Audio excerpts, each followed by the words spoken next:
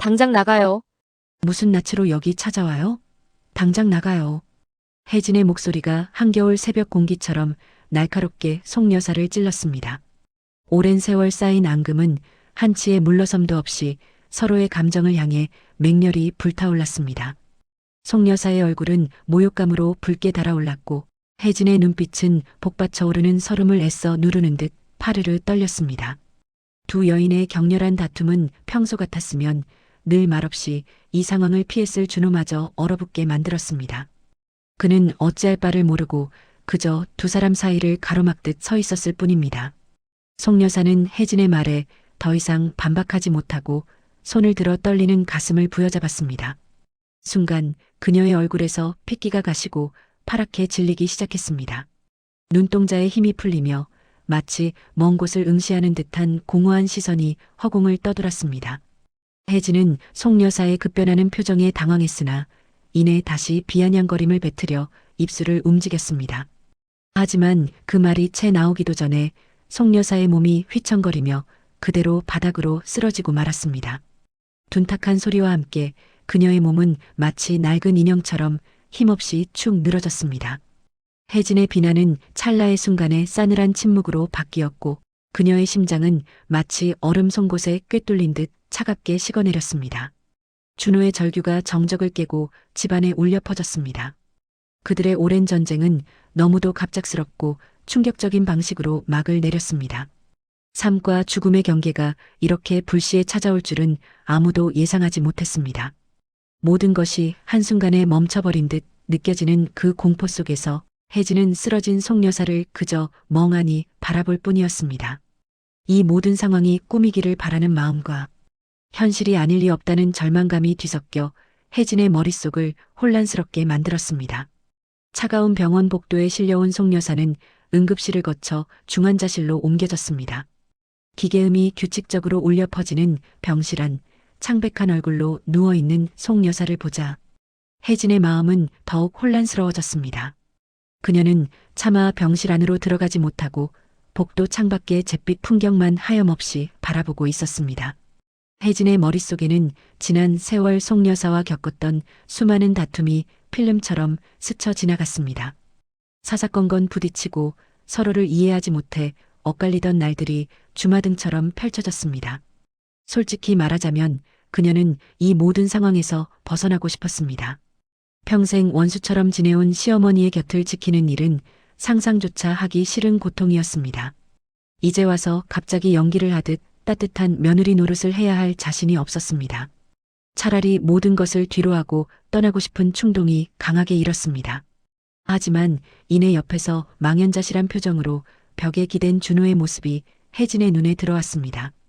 준호는 어머니의 병 안에 깊은 절망감과 무력감에 휩싸여 있었습니다. 그의 축 처진 어깨와 핏기 없는 얼굴은 혜진에게 또 다른 짐으로 다가왔습니다. 남편의 고통을 외면할 수도 없는 노릇이었습니다.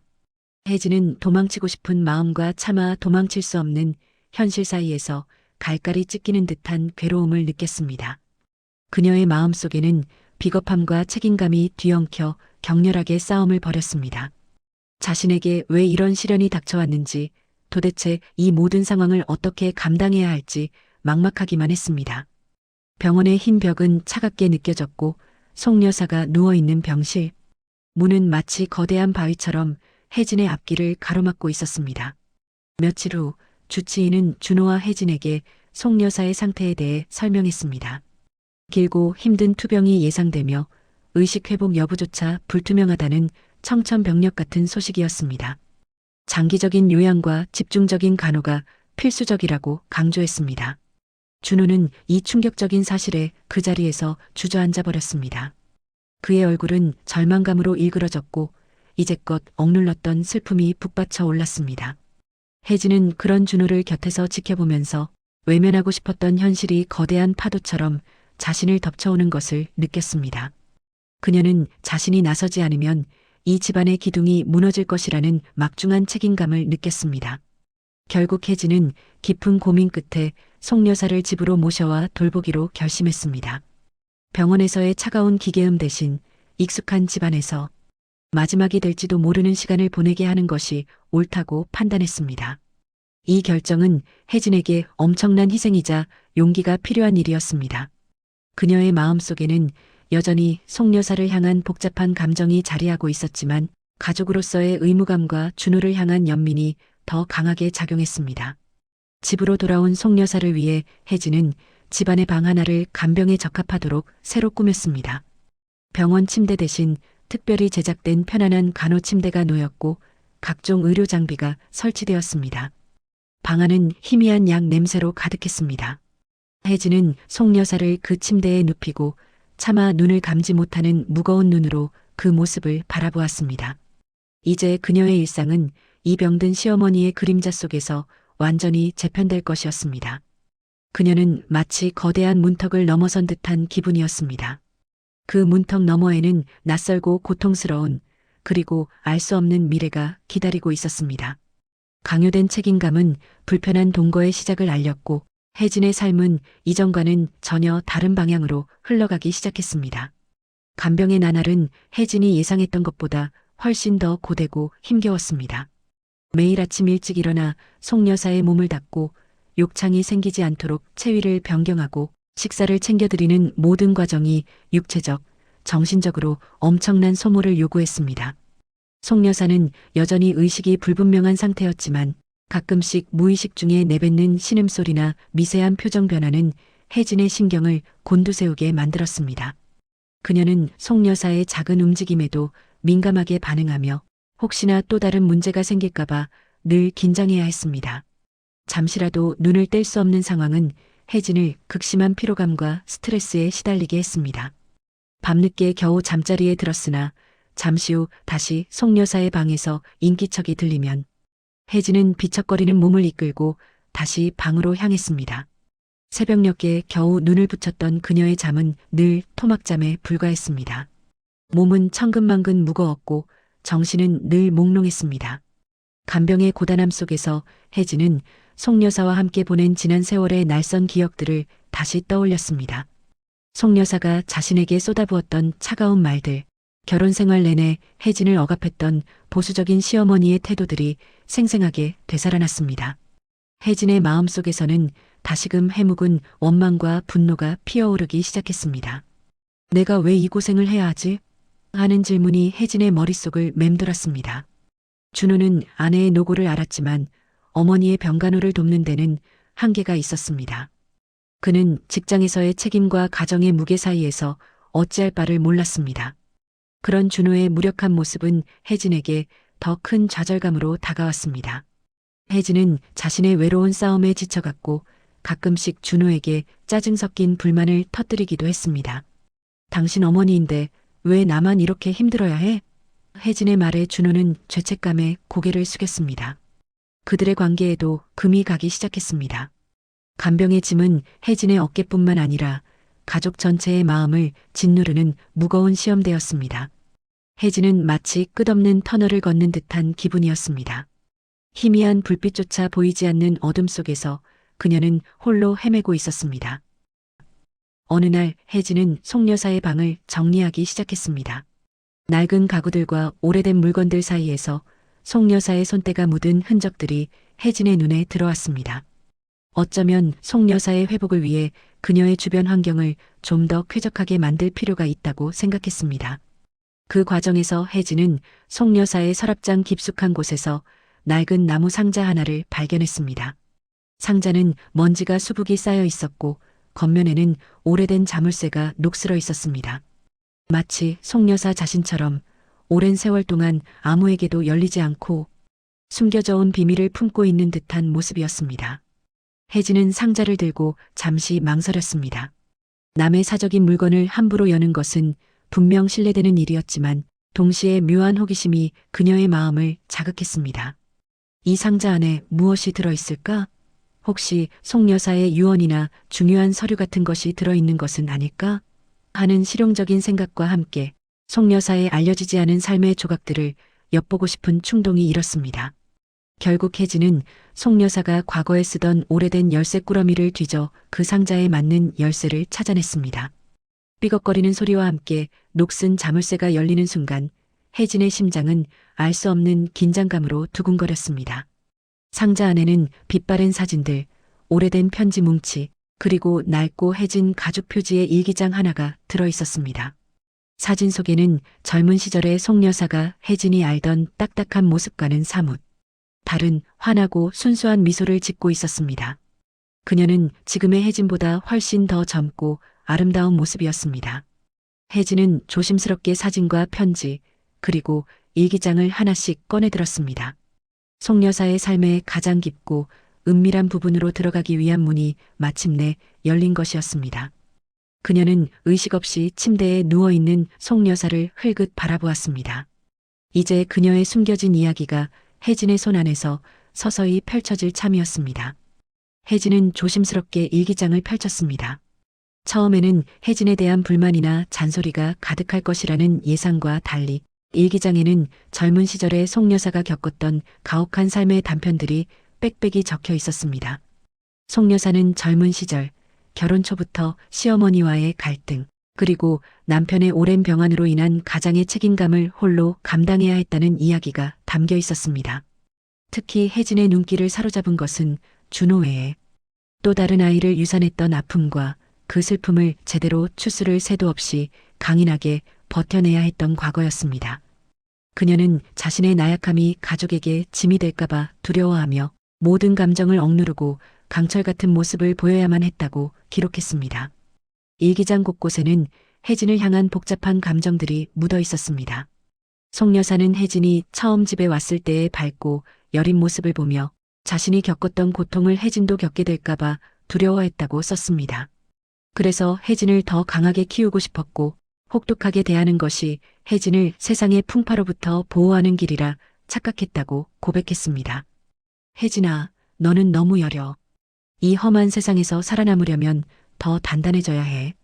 내가 널 아프게 하는 건 내가 나처럼 무너지지 않기를 바라기 때문이란다. 일기 속 송 여사의 글은 비통함과 후회, 그리고 어긋난 사랑으로 가득 차 있었습니다. 혜진은 자신의 눈을 믿을 수 없었습니다.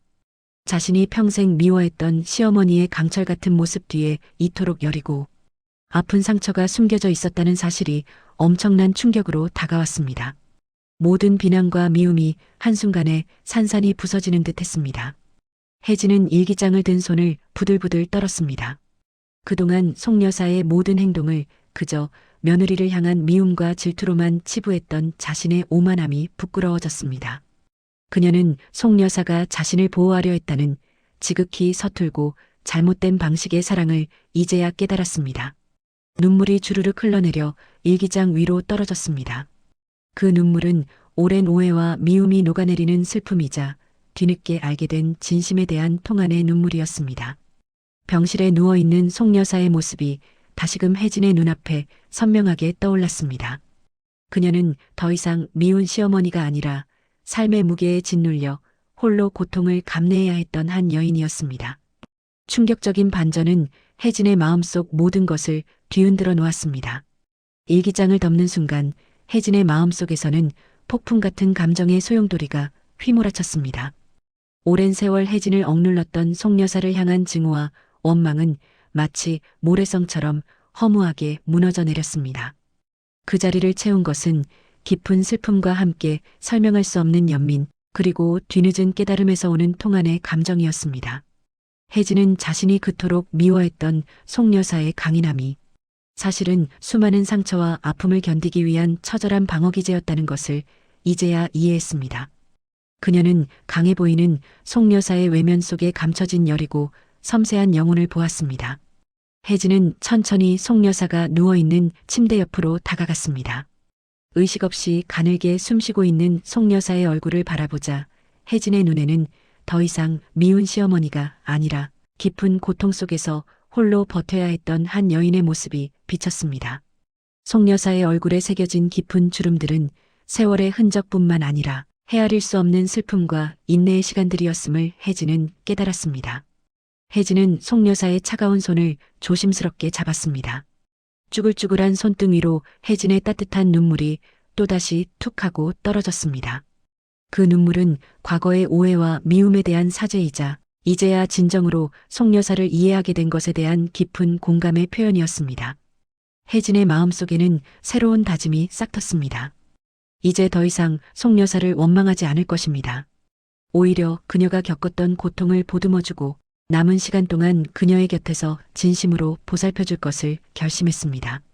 이 순간 혜진은 비로소 자신의 내면에 자리 잡고 있던 오래된 감옥에서 해방되었습니다. 그녀의 눈빛에는 과거의 앙금이 씻겨 내려간 듯한 맑고 깊은 이해심이 담겨 있었습니다.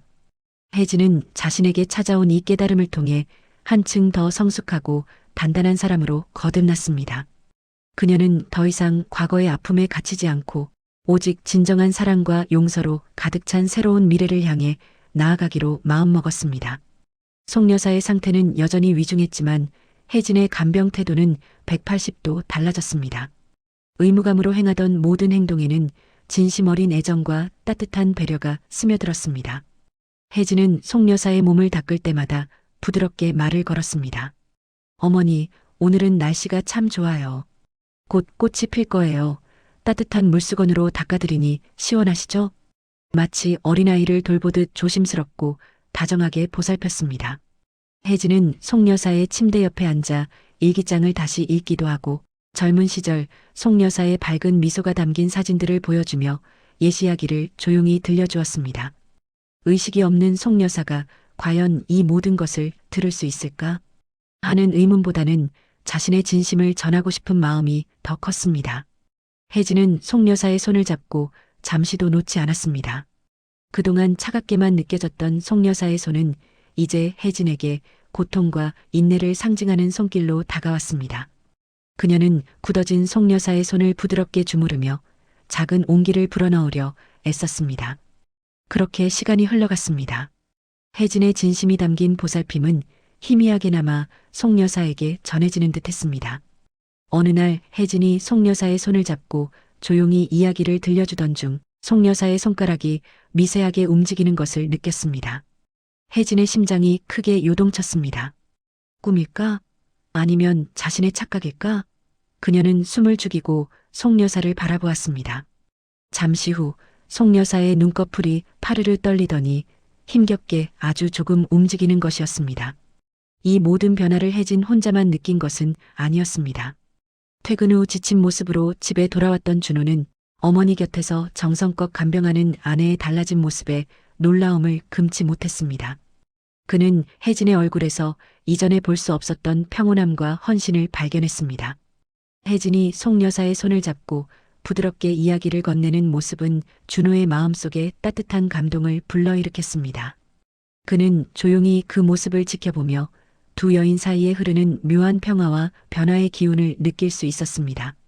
이 길고 지루했던 간병의 터널 끝에 아주 작은 빗줄기가 비치기 시작한 순간이었습니다.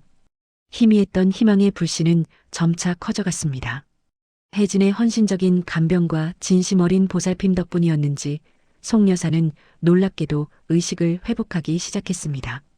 의사의 말에 따르면 기적에 가까운 회복세라고 했습니다. 어느 날 아침 혜진이 송 여사의 손을 잡고 조용히 이야기를 들려주던 중 송 여사의 눈꺼풀이 서서히 들어 올려졌습니다. 흐릿한 눈동자가 천천히 혜진을 향했고 두 사람의 시선이 마침내 마주쳤습니다. 혜진은 숨을 멈추고 송 여사의 눈을 바라보았습니다. 송 여사의 눈빛에는 아직 혼란스러움과 약함이 깃들어 있었지만 이내 혜진을 향한 묘한 따뜻함과 함께 미안함이 스쳐 지나가는 듯했습니다. 혜진은 아무 말도 하지 못했습니다. 그저 송 여사의 손을 꽉 잡을 뿐이었습니다. 송 여사 역시 힘겹게 미소를 지으려 애쓰는 듯 입꼬리를 살짝 올렸지만 그마저도 힘에 부쳐 보였습니다. 하지만 그 미소 속에는 수많은 말들이 담겨 있는 듯했습니다. 오랜 세월 쌓인 오해와 갈등, 그리고 뒤늦게 깨달은 진심이 그 짧은 눈빛과 표정 속에 응축되어 있었습니다. 두 사람 사이에는 긴 침묵이 흘렀습니다. 하지만 그 침묵은 결코 어색하거나 불편한 것이 아니었습니다. 오히려 모든 것을 이해하고 용서하는 깊은 교감이 흐르는 듯했습니다. 혜진은 송 여사의 눈에서 후회와 함께 감출 수 없는 사랑을 보았고 송 여사 또한 혜진의 눈에서 원망 대신 따뜻한 보살핌과 진심 어린 이해를 발견했을 것입니다. 그들의 눈맞춤은 단순한 시선 교환이 아니었습니다. 그것은 과거의 자신들과 결별하고 새로운 관계로 다시 태어나는 순간이었습니다. 송 여사의 기적적인 회복은 단순히 육체적인 부활만을 의미하는 것이 아니었습니다. 그것은 두 여인 사이에 얼어붙었던 관계가 녹아내리고 진정한 이해와 사랑으로 다시 피어나는 영혼의 부활이었습니다. 혜진은 이 순간 그들의 관계가 마침내 진정한 화해의 길로 들어섰음을 직감했습니다. 그녀는 이제 더 이상 시어머니를 미워하거나 두려워하지 않았습니다. 그녀는 송 여사를 온전히 한 가족이자 아픔을 함께 나누고 보듬어야 할 소중한 사람으로 받아들였습니다. 두 여인의 눈가에는 촉촉한 물기가 맺혔습니다. 그것은 슬픔의 눈물이 아니라 새로운 시작을 알리는 감격과 희망의 눈물이었습니다. 송 여사는 서서히 기력을 회복해 갔습니다. 아직은 거동이 불편했지만 휠체어를 타고 혜진과 함께 햇살 가득한 거실에 앉아 차를 마실 수 있게 되었습니다. 두 사람 사이에는 더 이상 날 선 대화나 어색한 침묵이 흐르지 않았습니다. 대신 잔잔한 미소와 온화한 시선, 그리고 가끔씩 오가는 짧지만 진심 어린 대화들이 오갔습니다. 혜진은 송 여사의 손을 잡고 나긋나긋하게 말을 건넸습니다. 어머니, 이 차향이 참 좋죠? 어머니가 좋아하시던 꽃차예요. 송 여사는 고개를 끄덕이며 혜진의 손을 가만히 잡았습니다. 그 작은 손길에는 감사함과 함께 지난 세월의 미안함이 담겨 있는 듯 했습니다. 혜진은 송 여사가 깨어나신 후 우연히 발견했던 일기장의 내용은 한 번도 언급하지 않았습니다. 송 여사 또한 과거의 일을 먼저 꺼내지 않았습니다. 하지만 두 사람의 눈빛과 행동 속에는 모든 것을 이해하고 용서했다는 깊은 교감이 있었습니다.